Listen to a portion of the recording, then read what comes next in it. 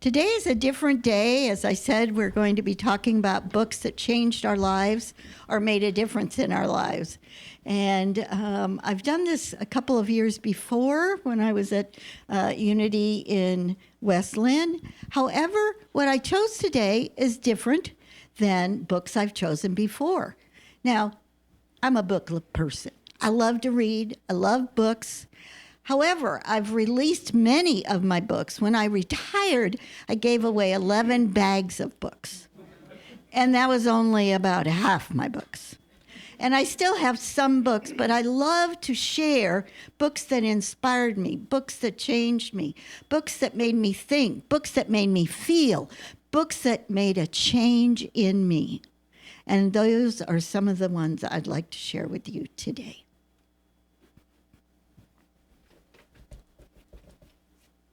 One by one.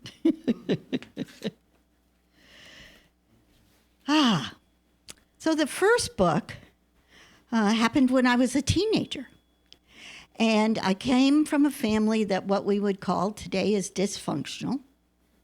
My father was a war veteran and had been wounded emotionally. And he lived that out. And my mom and I got to experience it in many different ways. It was a very difficult time. Screaming, yelling, physical abuse, and then not speaking to each other for weeks. And then everything would be fine. And we would just forget that, and we would act like it never happened. And then the cycle would happen again. By the time I was 16, I wasn't doing well in school. I didn't think I'd get into college. And I could barely sleep because it got more and more intense. My parents loved me. I loved them. And there was that feeling of walking on eggshells that they talk about in the 12-step program, where you never knew if the egg was going to crack or someone was going to throw something at you. I went to my high school counselor, Miss Herman, little lady, curly hair, in her 20s, just a cutie pie. And she would smile at me if I saw her in the hallway. Now, I went to a high school of 3,000 people, so it was huge. Not much safety there. Finally, one day, I just spilled it all out to her. This is what's going on in my life. I don't know what to do. I don't know how to handle it. And she talked me through some of my feelings. And then she suggested 2 books.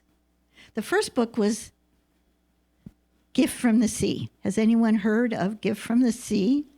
It was by Anne Merrill Lindbergh, the woman who was married to the famous Lindbergh. She lost her first son, who was kidnapped, never returned, and she had 4 more children. She wrote many books, and she went to the sea to ponder. And she, in her book, talked about the different seashells and what they meant to her. The other book my counselor told me about is called The Prophet. I don't know how many of you have read The Prophet. It was my first spiritual book. How this woman knew at 16 the journey I was on, I do not know. When I first opened this book, I went, oh. And it gave me a whole new perspective, even at 16, about life. Now, there's writings in here about marriage, about working, about money, about children, about death, about everything. But it's from a mystical point of view. A mystical point of view. And I was so open and hungry. And I'm just going to read to you a few lines. As a woman who held a babe against her bosom said, "Speak to us of children." And he said, "Your children are not your children. They are the sons and daughters of life's longing for itself. They come through you, but not from you. And though they are with you, yet they belong not to you. You may give them your love, but not your thoughts, for they have their own thoughts. You may house their bodies, but not their souls. For their souls dwell in the house of tomorrow, which you cannot visit, not even in your dreams. You may strive to be like them, but seek not to make them like you. For life goes not backward, nor tarries with yesterday. You are the bows from which your children as living arrows are sent forth. The amber sees the mark upon the path of the infinite, and he bends you with his might, that his arrow may go swift and far. For even as he loves the arrow that flies, so he loves also the bow that is stable.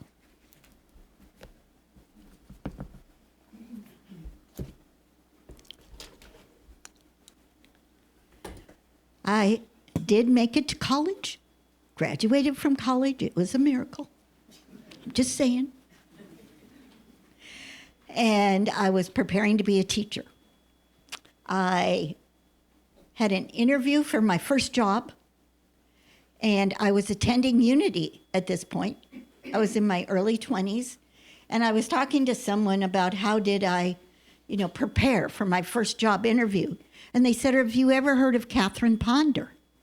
I said, Catherine Ponder? Who is Catherine Ponder?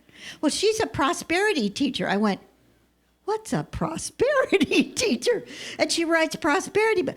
What is a prosperity book? I got my first Catherine Ponder book, and I started reading affirmations and visualizations, and I got the job, my first job. And I just wanted to share with you a couple of lines from Miss Wonderful Catherine Ponder.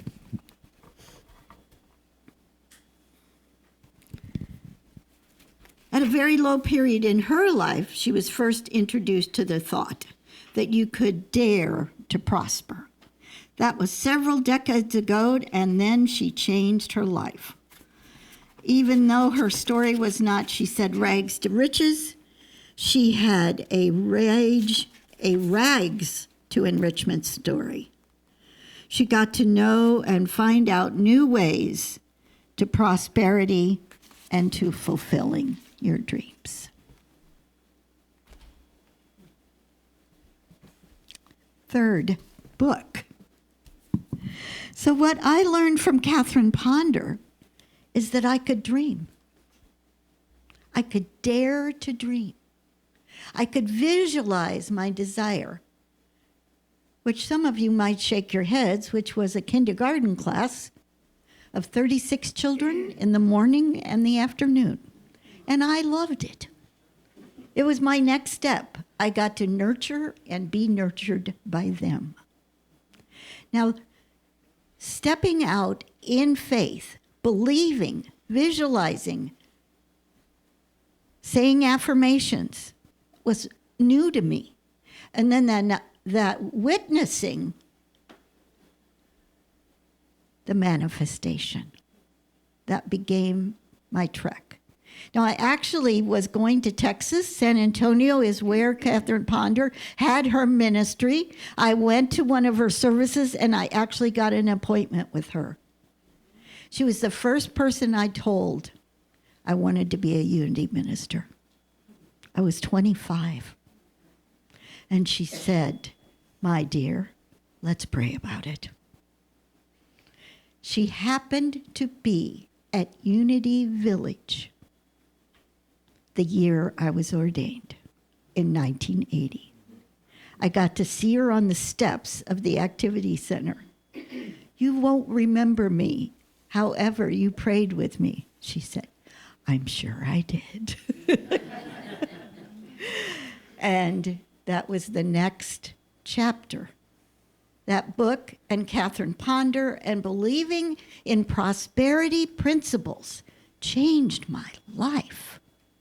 I had no idea that I had the capacity, the opportunity, the right to manifest my desires. Life-changing. Life-changing. So we ask ourselves today, do I believe that? That I have the power to manifest my heart's desires. It's now 45 years later. Here I am. Thank you, Catherine. When I was in ministerial school, Course in Miracles was just starting. In fact, it was mimeograph sheets. Some of you have heard of Course in Miracles. Some of you attend a Course in Miracles class. And just then, it wasn't a book, and it was these two psychologists that had been given messages and typed things up. And right then, it was mimeograph sheets, and it was making its way through Unity. And they were teaching it in Unity in Houston and different Unity in California. And so I was first introduced to it, and then it came out in book form. And once again, something that transformed my lives. Talks about the difference between, would you rather be right or happy? Well, I really like being right. I don't know about you. Because I am right. Right? And so happy is just, I don't know.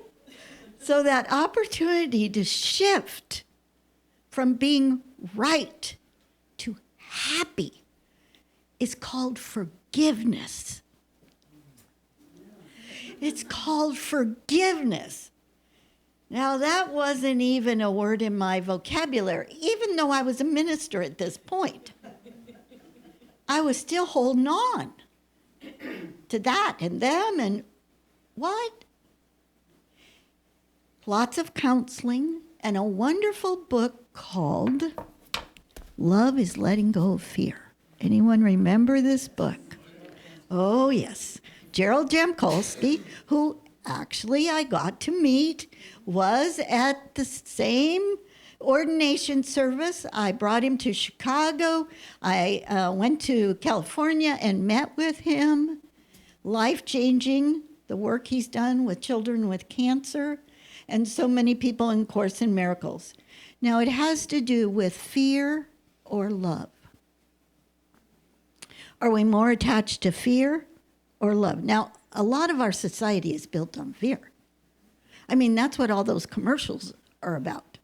I'm afraid I won't be as good as you because I don't have those kinds of windows or that kind of door or drive that kind of car. So life, measurement is where that is. It's called measurement.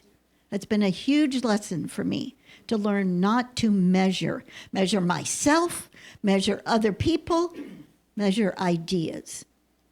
Would you rather be right or happy? Depends on the day. Would you agree? Or it depends on the person. Or it depends on the whatever.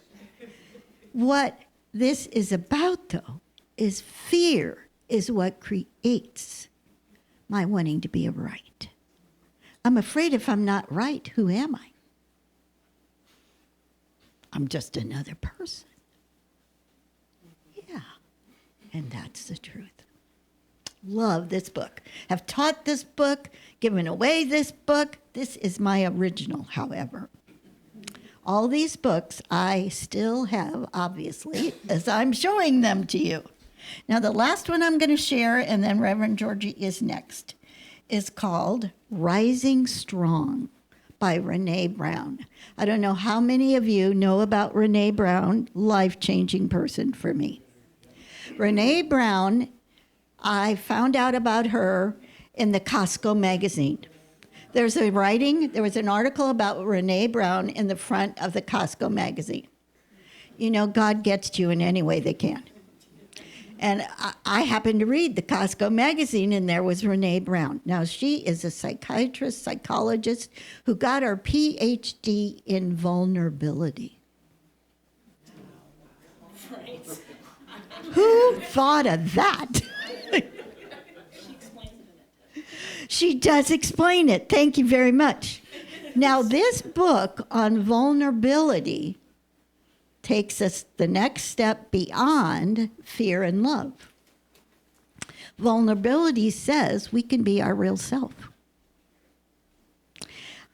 2015 is when she wrote this book. Now, I had gone through many stages and phases in ministry, and now it's time to be vulnerable. No. Don't do that, Victoria.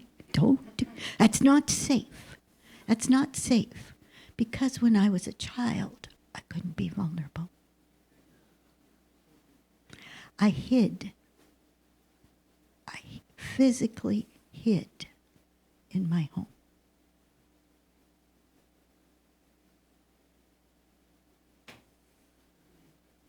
Whew, a bomb went off in me when I read this.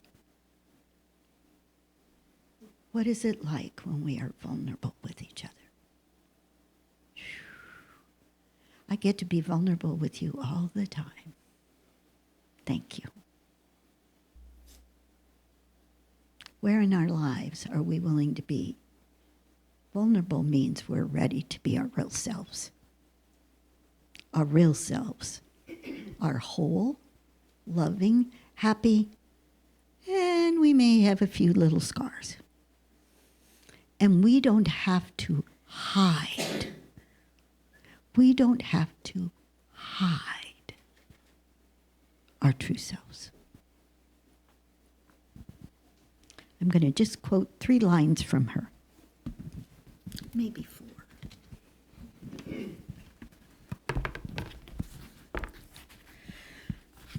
Debunking the vulnerability myths.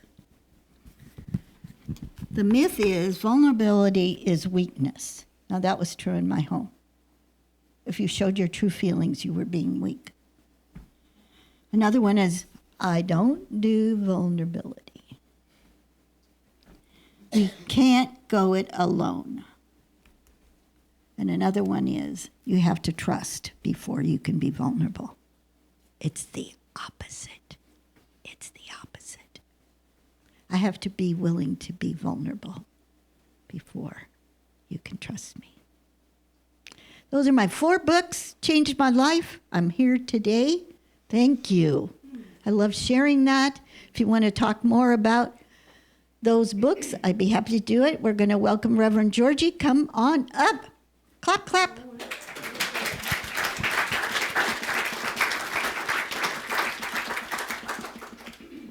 You're a tough act to follow, but I'll do my best. Good morning, everyone. Good morning. Well, I've been an avid reader all of my entire life. I can remember going to high school, and if I had a study hall during any part of the day, no matter how many textbooks I was carrying, I had my library book with me also, because I might get 10 or 15 minutes that I could read for just a little bit of time. The story I want to tell you started probably when I was my early 40s, 43, 44, someplace around in there. I wasn't very happy in my life right then. And one day I asked a question that I know an awful lot of people have asked over their lives, which was simply, is this it? Is this the way my life is going to be the rest of my years here? Because I'm not a happy camper. I'm really not. Well, it's a funny thing, but if you ask the right question at the right time, the universe answers, even though I didn't know I was talking to the universe, but the universe did answer. And so it wasn't very long after that, maybe just a couple of weeks, and I found myself in a used bookstore. I loved used bookstores, especially if they were nice and clean and smelled good. That really was nice. And I must have explored all of the books in the section that I usually went to because I found myself wandering. And I wandered over into a section, and there was a book that was just kind of laying there. And so I picked it up, and it was by Ruth Montgomery. Is that a name that anybody recognizes? You bet. Yes, it was called Here and Hereafter. Now, I don't have that physical book to show you today. Too many years, too many moves, but I have it in here. So I went home and I opened up that book and I started to read, and it was all about reincarnation. I had never even heard the word reincarnation. I came out of Lutheran and Methodist churches. They don't teach that there. Okay. So as I read that, I remember sitting there absolutely stunned, because it was, well, yeah, it's the only thing that really makes sense. So I read that book and, of course, went back to that section of the bookstore and picked up everything I could, went through all the Seth books and so forth. And as I did so, I began to realize that I was living in a very, very, very big house, but occupying only a very small section of that house. And these books that I was reading were encouraging me to walk further into that house and find a hallway that was well lit, and it had doors going into rooms all the way down that hallway. And I noticed that the doors said things like forgiveness, prosperity, reincarnation, and metaphysics, whatever in the world that was. I had no idea.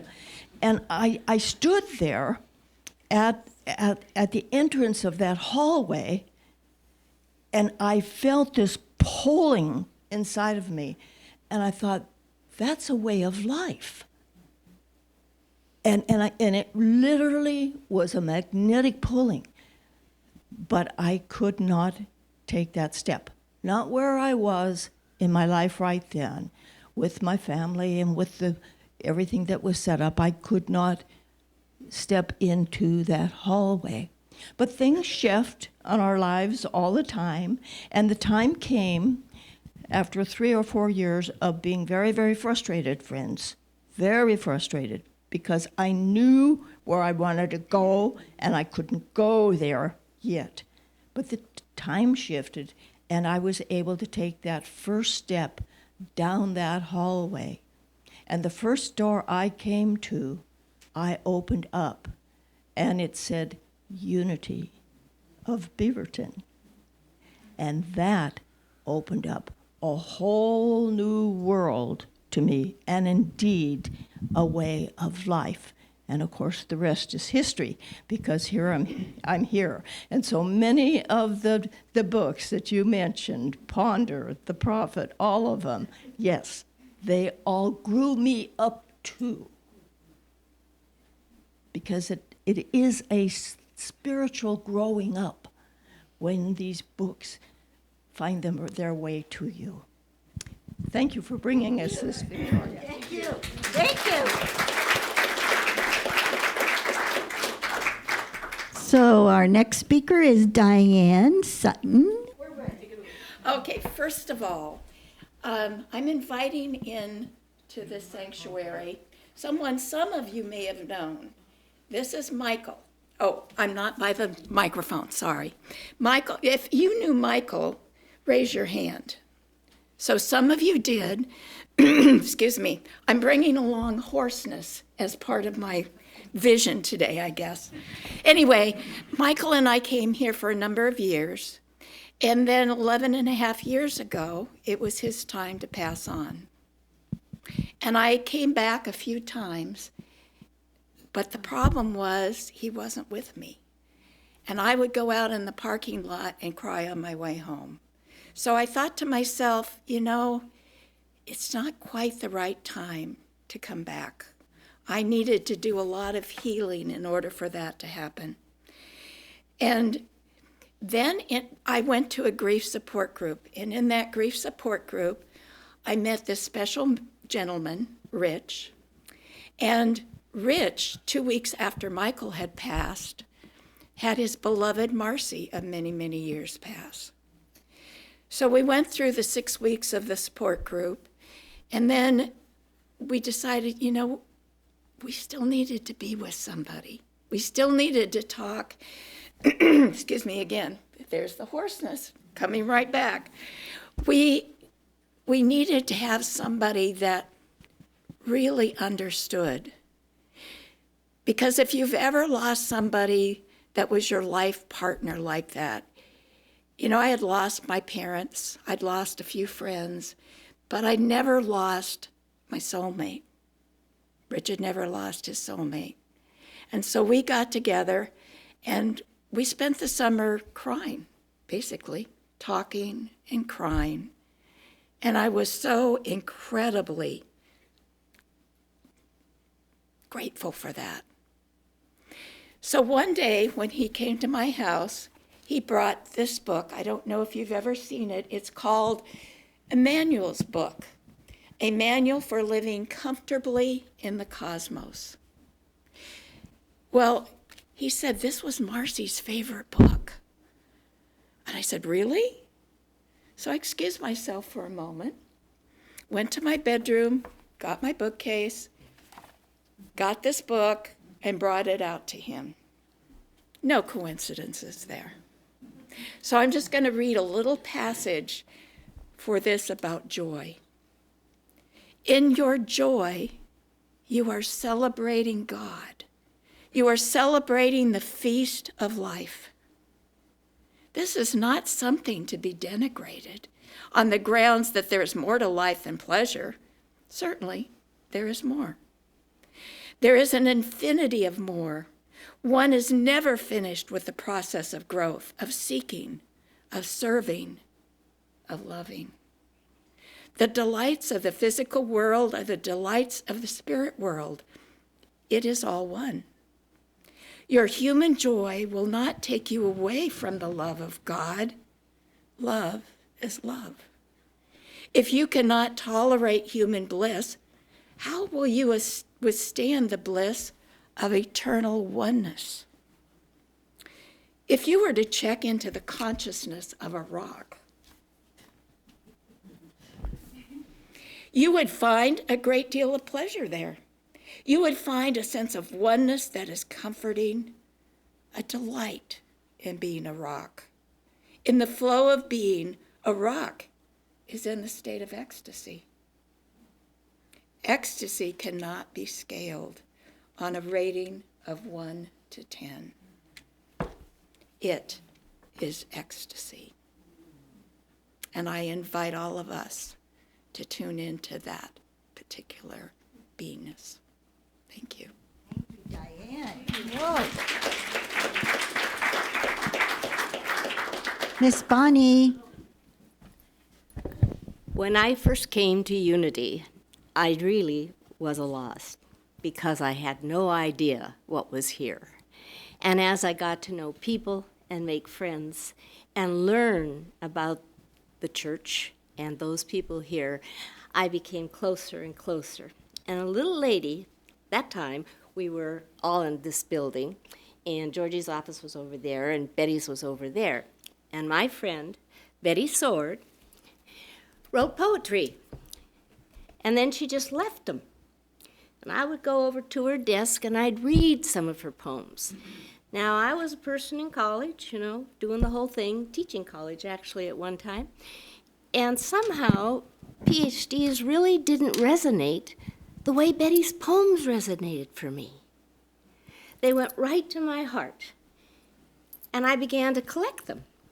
And so on her 89th birthday or whatever, I had them all compiled. And we had 4 of these because I would take them home and then I would take her poem and illustrate it. And as I began to think, what would I say today about our roots? And I think she said it all in one of her verses. She wrote, "We celebrate today the passage of time, measured in days and years and evolutions of our soul. Time, measured by years, is but an eye blink in the past. Soul growth has come in giant steps, and still we yearn for more." Here, shining light of love beckons to pilgrims on their way. The breeze through the tall fir trees whispers, this is sacred ground.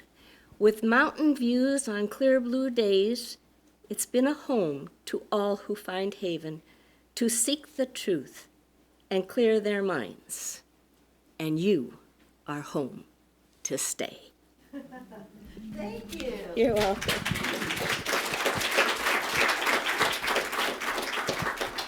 Was this fun? We might do this again. What do you think? Great, great. Have you started thinking what have been your favorite books? What have been the ones that taught you, that you go back to, you wish you still had? Yes? Yeah? Stages and phases of our lives, books, and authors who have gone before us and had the wonderful idea to write it so we could connect.